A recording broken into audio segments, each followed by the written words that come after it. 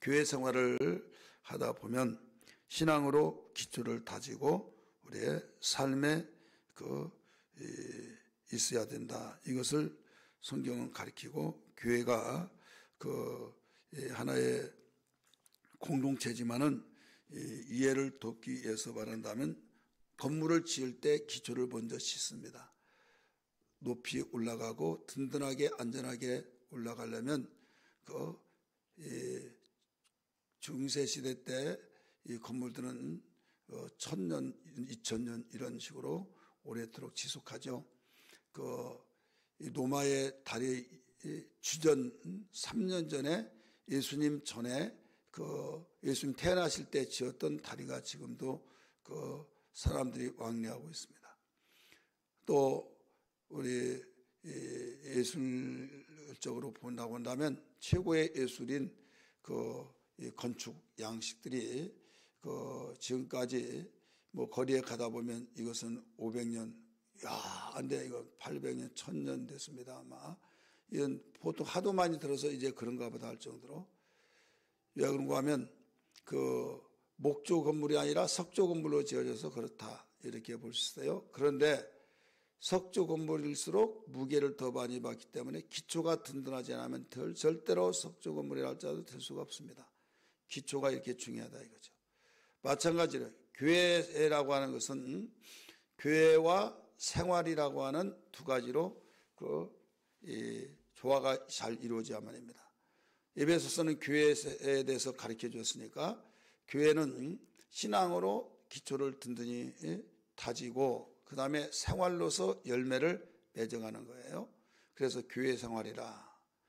많은 사람은 교회는 믿음의 신앙인데 집을 짓지 않아요. 그러니까 결국은 기초를 다진 건 뭐예요? 그 위에 무엇을 지으려고 하는 거잖아요. 마찬가지예요. 기초가 든든하고 우리의 삶이 있으면 이건 변함없는 놀라운 삶의 능력이요 하나님께 영광을 돌리는데, 살면 열매로 본다고 한다면 열매를 원하시는 하나님이시잖아요. 그렇기 때문에 이 기초인 신앙관, 그 다음에 우리의 삶이 되는 생활, 이게 우리의 교회 생활이다. 우리 교회 주일날 혹은 평일 때도 교회 나와가지고 전도하고 또 기도하고 봉사하고 이렇게만 해야만 교회 생활로 생각하는 사람들이 있어요. 그런데 우리는 흩어진 교회, 모이는 교회를 생각하면서 우리가 어디에 가든지 무엇을 하든지 다 교회 지체들이 움직여지는 거예요.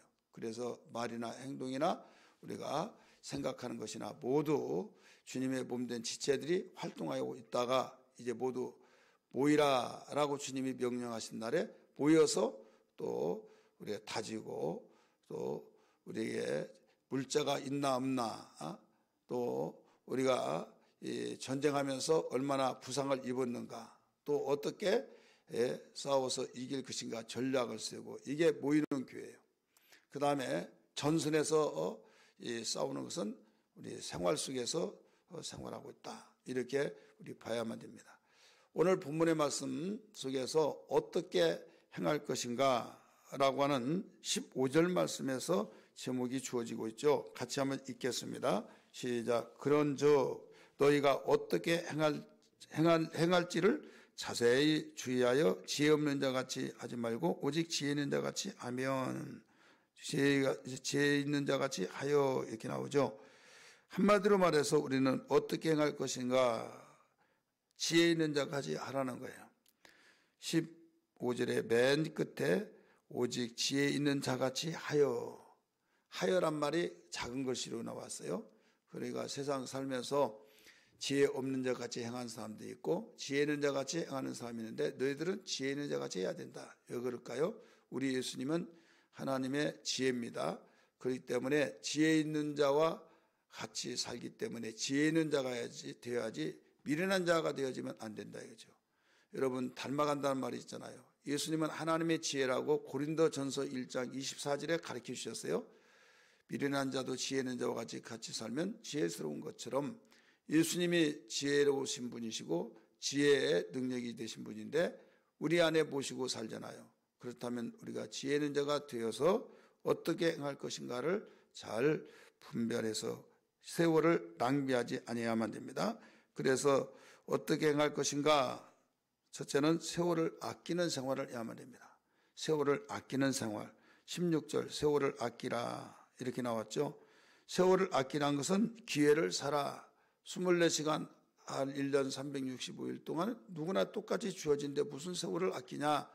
원문에 보면 기회를 살아 이런 말씀이에요. 똑같은 시간에 어떤 사람은 유익하고 복된 일을 많이 하는데 어떤 사람은 흥청망청 그냥 허송 세월을 보낸 사람이 있어요. 이 사람은 세월을 아낀 사람이 아니에요. 새털같이 맞이할 수밖에 없는 날인데 뭐 그것을 아끼냐 이렇게 생각하고 막대기에 사는 사람.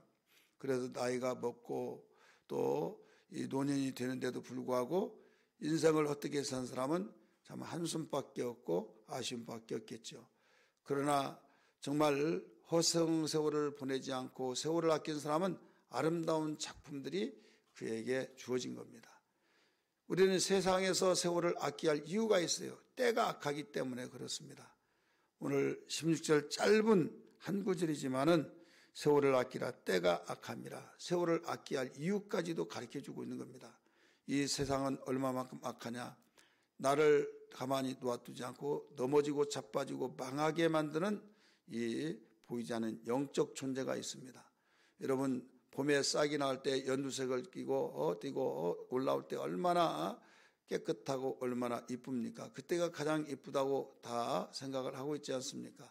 어린아이가 아무것도 모르고 어머니 태 속에서 나와서 그 순진하고 천진난만하고 방긋방긋 웃을 때 이때가 가장 이쁜 것처럼 우리는 이 상에서 정말 하나님께서 우리를 물과 성녀로 거듭나게 하시고 얼마나 이쁘고 얼마나 천국에서 잔치가 이루어지고 하나님의 기대에 차고 있는 우리 하나님의 기대감. 그런데 우리에게 가르쳐 주셨어요. 하나님은 철저히 보호하시겠지만은 이제 나이가 먹고 의지력이 있는 그때 우리에게 이제 너의 의지가 필요한 것이다. 네 생각이 필요한 것이다. 네 감정이 필요한 것이다. 곧 인격적인 삶이 되어야 된다. 이거예요. 그럴 때 우리의 영역, 우리가 활동, 환경, 생활하는 그 영역이 있고 우리의 영역을 벗어난 하나님의 영역이 있습니다. 이때 우리의 영역에서는 우리가 생활을 잘 해야 하는데 또 세상이 얼마나 악한지를 알고 처신을 잘해야 된다. 그렇기 때문에 그렇게 처신을 하면서 신중하게 우리가 생각하고 일할 때 활동하고 움직일 때 우리는 허송세를 보내지 않고 세월을 아껴가면서 생활할 수 있어요. 그럴 때 결과는 아름다운 열매를 가지고 서로 나누면서 행복한 공동체를 이루어 나가면서 살 수가 있다는 것을 여기서 잘 가르쳐주고 있습니다. 그래서 세상이 이렇게 악하기 때문이다 하는 것을 기억해 주시고 우리 반드시 세상은 가만히 있으면 저절로 된다. 아니에요. 그렇게 연두색을 띠고 있는데 일주일 후에 등산하면서 가서 봤더니 너무 아름다워서 자세히 봤더니 벌써 벌레들이 굼득굼득하면서 그 깨끗한 연두색 띠는 싹을 채 피지를 못한 채 갉아먹고 있더라 이거죠. 저는 거기서 깊은 것을 느꼈어요. 아, 세상이 악하기 때문에 가만 놔두는 법이 없구나 이런 생각을 하면서 우리의 영적 생활도 그냥 가만히 있어서 되는 것이 아니다. 그래서 분별해야 된다. 세상이 악하기 때문에 우리가 분별해서 정말 유익하고 복되고 하나님이 기뻐하신 것이 무엇인가를 분별하면서 우리가 세월을 아끼는 생활, 이것이 어떻게 행할 것인가를 첫 번째 문제를 다루고 있다는 것을 말씀을 드렸습니다. 17절 말씀 보세요. 그러므로 어리석은 자가 되지 말고 오직 주의 뜻이 무엇인지 이해하라. 이해하라는 것은 분별하라 이런 말씀이에요. 두 번째 어떻게 행할 것인가. 첫 번째는 세월을 아끼라고 그랬어요. 두 번째는 성령으로 충만함을 받고 생활하라 말씀을 가르쳐 주셨어요. 성령으로 충만함을 받고 성령으로 행하라 이런 말씀이에요. 18절에 잘 가르쳐 주고 있죠. 술 취하지 말라 이는 방탕한 것이니 오직 성령으로 충만함을 받으라. 세상은 여러 가지의 형태로 나눌 수 있지만은 크게 나누면 두 가지 형태로 나가요. 어둠, 빛 이렇게 나오죠. 또 세상을 모두 나눌 때 빛과 어둠으로 나눕니다. 가장 크게 남성, 여성, 오른쪽, 왼쪽, 좋은 것, 나쁜 것, 이와 같이 다 그래서 OX 문제로 낸다고 한다면 우리는 술 취하지 말라, 성령으로 충만하라, 이 두 가지로 나오잖아요. 그래서 여기서 술 취하지 말라는 것은 알코올을 마시고 취해서 그 필름이 끊겨졌다, 그런 말이 아니라 세상에 취하지 말아라, 이 말씀이에요. 세상에 취하지 말아라. 세상의 임금은 누가라고 그랬어요? 영적으로 보면 마귀라고 그랬어요. 요한복음 12장 31절 보면 세상 임금이라고 가르쳐 주셨는데 심판을 받으리라 라고 말씀하시고 쫓겨나리라 라고 가르쳐 주고 있죠. 그래서 우리는 이 성령으로 충만하지 못하면 우리는 세상에 취할 수밖에 없다. 두 가지 중에 한 가지. 육신의 생각, 하나님의 생각 나눠지잖아요. 육신의 생각은 사망이요, 영의 생각, 곧 하나님의 생각은 생명과 평안이라. 그래서 우리가 컵에다가 물을 부으면 공기가 빠져나가고 컵에 든 물을 마시면 공기가 물을 마신 만큼 채워지고, 그러니까 내가 성령으로 충만하지 아니하면 자동적으로 세상에 취할 수밖에 없는 거예요. 그러면 세상에 취하면 어떻게 되느냐? 망하는 겁니다. 불행해합니다. 내가 그렇게 원했던 행복은 깨져버립니다. 그러면 어떻게 하느냐? 이왕에 채울 것 무엇을 채워야 하느냐? 우리 육체에 성령으로 충만하게 채워야 될 줄 믿습니다. 그러면 우리는 어떻게 행할 것인가를 벌써 해답이 나오지 않습니까? 여기에서 세상에 취하지 말라. 그러면 세상을 왜 세상에 취하지 말라고 하냐? 세상에 있는 모든 것은 악하다라고 말했어요.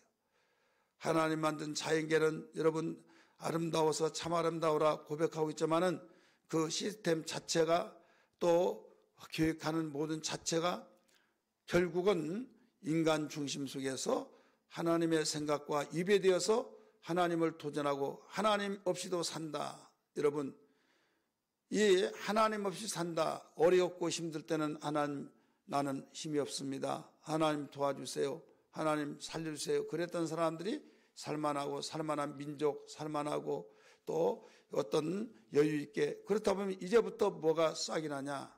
벌써 하나님을 밀어내기 시작합니다. 하나님 때문에 방해가 돼요. 세상에 재미있는 것이. 그러다 보니까 점점점 하나님을 멀리하고, 그래서 시편 기자는 하나님을 가까이 함이 내게 복이라, 대저 주를 멀리하느는 망하리라 가르쳐 줬잖아요.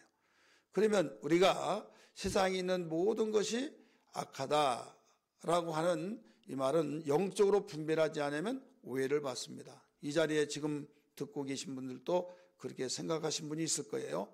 세상에 있는 모든 것이 악하다? 내가 생각할 아닌데, 하나님의 통치를 받고 하나님의 생각하면, 하나님의 생각으로 나가면 모두 선하지만은 하나님의 생각이 아닌 세상의 생각으로 살아가고 세상의 눈으로 보면 악해져 버릴 수밖에 없는 거예요. 그래서 좋은 것도 하나님 만든 것은 다 좋은 것인데 좋은 것으로 나쁘게 사용하면 악하게 된 거예요. 그래서 악한 거예요. 자, 이제까지 설명드렸는데 성경이 뭐라고 했는가를 여러분 성경 한 구절 찾겠습니다. 요한 1서 2장, 요한 1서 봅니다. 요한 계시기로 있는 쪽으로 찾으세요. 요한 1서 2장 15절부터 봅니다.